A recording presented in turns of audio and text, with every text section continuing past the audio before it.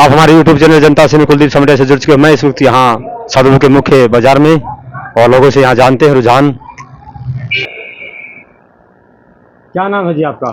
ओम प्रकाश मोहल, आप सादुलपुर से रिटायर्ड शिक्षक और शिक्षक यूनियन का प्रदेश स्तर का नेता, school teachers federation of India का यानी अखिल भारतीय शिक्षक समुदाय का सदस्य। अच्छा, तो सादुलपुर में जो यहाँ चुनावी समीकरण है उसके बारे में कुछ बताएं।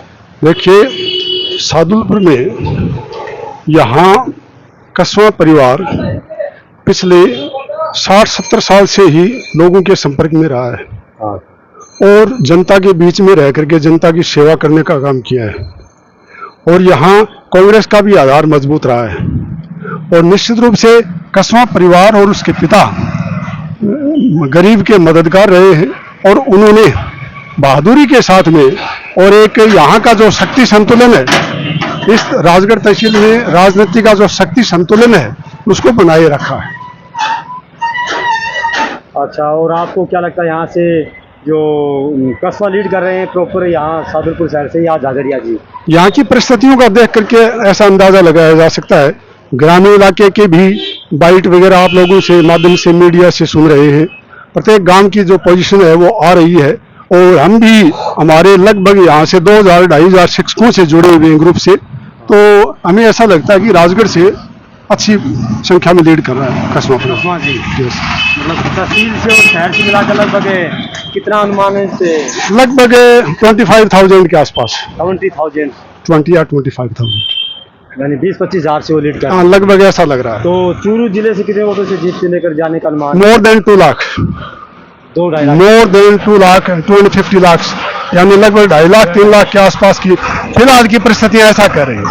तो क्या मोदी फैक्ट्री यहाँ काम नहीं करेगा? यहाँ कोई मोदी फैक्ट्री काम नहीं करता। ये शेखावाटी का इलाका है, ये शेखावाटी है, सीकर, झुंझुनू, चूरू, बीकानेर, नागौर, यहाँ के लोगों की मानसिक सोच बहुत मजबूत है और यहाँ किसान आंदोलन भी आप तो जानते हैं, किसान आंदोलन सबसे ज्यादा मजबूत राजस्थान में यही रहता है।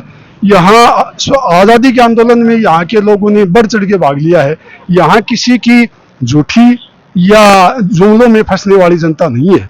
यहाँ तो सिर्फ वास्तविकता को ही स्वीकार करने वाले लोग हैं और पढ़े लिखे लोग हैं जिनकी अंतर चेतना बहुत विकसित है और जो बहुत ज्यादा जागरूक हैं, इसलिए यहाँ तो जो है वास्तविक धरातल पे काम होता है। तो राहुल कस्बा अपने भाषण में जो बार बार जो काका जी का नाम प्रयुक्त कर रहे हैं, तो क्या काका जी ने उनकी टिकट कटवाई है या ये हाईकमान का? देखिए, ये परिवार दोनों कस्बा परिवार और राठौड़ साहब दोनों साथ रहे हैं, बहुत सालों से इनका साथ रहा है और वैसे भाजपा के अंदर वैसे बीजेपी में कस्बा परिवार है वो राठौड़ से सीनियर है। कस्बा परिवार राठौड़ से सीनियर है क्योंकि भैरव सिंह जी शेखावत ने और 1991 में सबसे पहले जब यहाँ बीजेपी का चूरू जिले में खाता खोलने वाला नहीं था, यहाँ बीजेपी को कोई कैंडिडेट नहीं मिल रहा था, तो ये एक मजबूत चूंकि इस इलाके में जाट है, वो बहुत अच्छा वोट बैंक है और राजनीतिक रूप से भी मजबूत है, इसलिए उन्होंने इस इलाके में एक जाट को पकड़ा और इस परिवार को लाए। ये एक सरपंच था कादरी का उस समय, राम सिंह जी, और इनकी अच्छी छवि थी और पहली बार 160-65 वोटों से ये भाजपा के लिए खाता खुला एमपी में। उसके बाद में राठौड़ साहब हैं वो आए बीजेपी, पहले जनता दल में थे।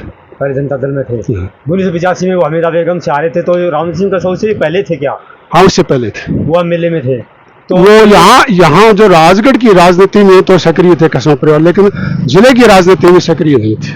राजगढ़ में निर्दलीय चुनाव लड़ते थे और हारते भी थे, ज्यादातर हारते थे, लेकिन 1980 में इनके पिता स्वर्गीय दीपचंद साहब हैं, वो निर्दलीय के रूप में यहाँ विधायक जीते थे 1980 में। तो फिर जो राहुल कस्बा जो यहाँ से जो 2 बार जो यहाँ लोकसभा उम्मीदवार जो रहे हैं यहाँ पर 4 बार, हाँ, राहुल कस्बा 2 बार, इनके पिता 4 बार। तो राहुल कस्बा ने यहाँ जो 10 साल जो एमपी रहे, तो उन्होंने सादुलपुर में क्या क्या काम किए हैं? देखिए, राम सिंह जी थे वो थोड़े से सीनियर आदमी हैं। राहुल कस्बा एक ऐसा युवा था पार्लियामेंट में जिसका परफॉर्मेंस बहुत ही अच्छा रहा है। ये सभी लोगों को पता है कि ये लड़का बहुत ही ज़्यादा एक्टिव रहा है अपने दोनों कार्यकाल में 10 साल। और राहुल कस्वां ने जहां भी जिस केंद्र में जिस मंत्री के पास में जो भी विभाग था उससे संपर्क किया है, और न केवल राजगढ़ से मतलब नहीं, पूरे जिले में पूरे लोकसभा क्षेत्र में जितना भी हो सकता उतना प्रयास किया। विशेष रूप से रेल के क्षेत्र में इन्होंने बड़ा फायदा दिया इस इलाके को, और बहुत सी जो दूर दूर की रेलगाड़ियां थी यानी यहाँ से चूरू को पूरे भारत से जुड़वाने का प्रयास किया और बहुत सफलता भी मिली। यही परिणाम है कि आज चूरू में से लगभग 70-75 रेलगाड़ियां प्रतिदिन होकर गुजरती हैं। नई रेल लाइनें, दोहरीकरण, इलेक्ट्रिफिकेशन और रेल जो अमृत भारत स्टेशन आदि है, उल्लेखनीय कार्य किया, बहुत अच्छा काम किया।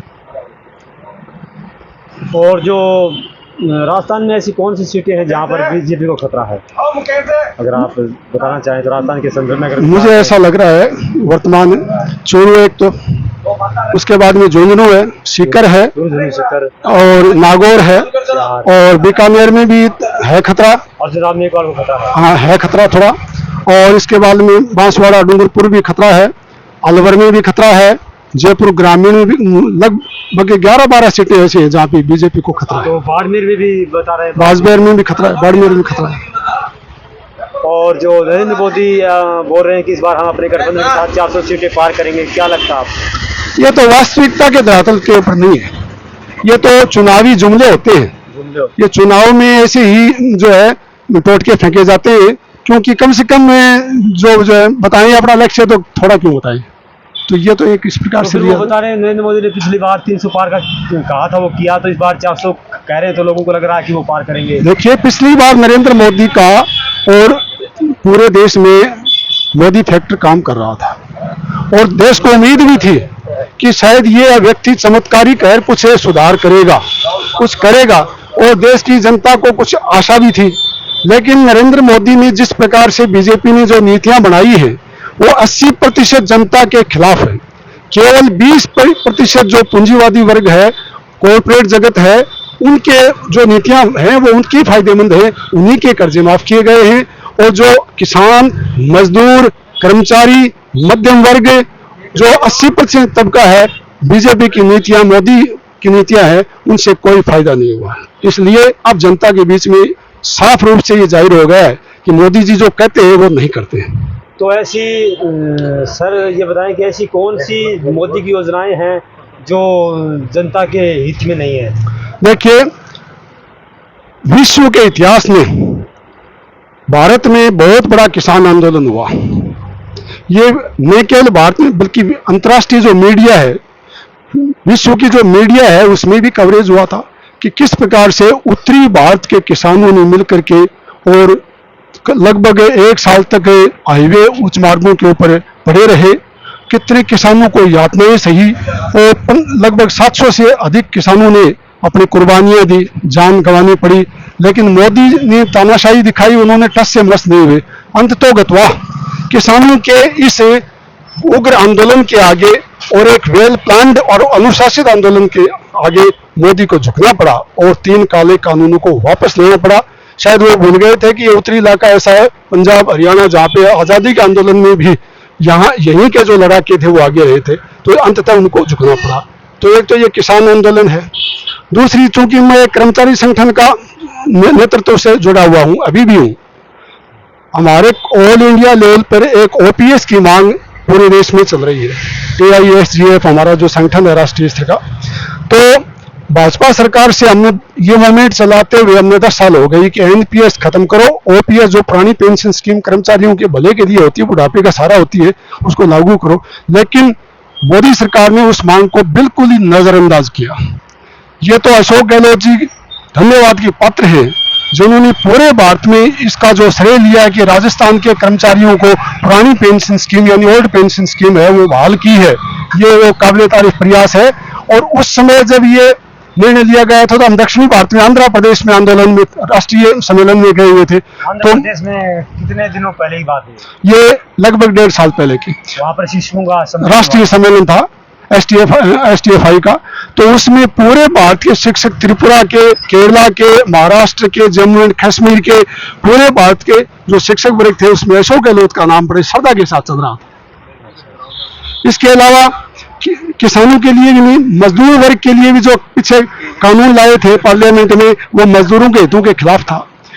जो ड्राइवर तबका है उनके लिए भी ऐसा कानून लाए थे जो कि ड्राइवर तबके के खिलाफ था। तो कहने का मतलब जो पीड़ित वर्ग है देश का 80% जो तबका है, उसके लिए जो बीजेपी की नीतियां हैं वो ठीक नहीं है। अच्छा, और कुछ कहना चाहते हो? जैसे मैं तो ये कहना चाहता हूं कि मोदी जी से कि देखो, वास्तविकता की धरातल की बातें करनी चाहिए। हमारा देश एक कृषि प्रधान देश है, जिसकी 70% जनता है वो कृषि पर निर्भर है, और कृषि भी मानसून का जुआ है। तो ऐसी नीतियां लाएं जिससे कृषि के क्षेत्र में सुधार हो, सिंचाई परियोजना हो, और पीने के लिए पानी मिले।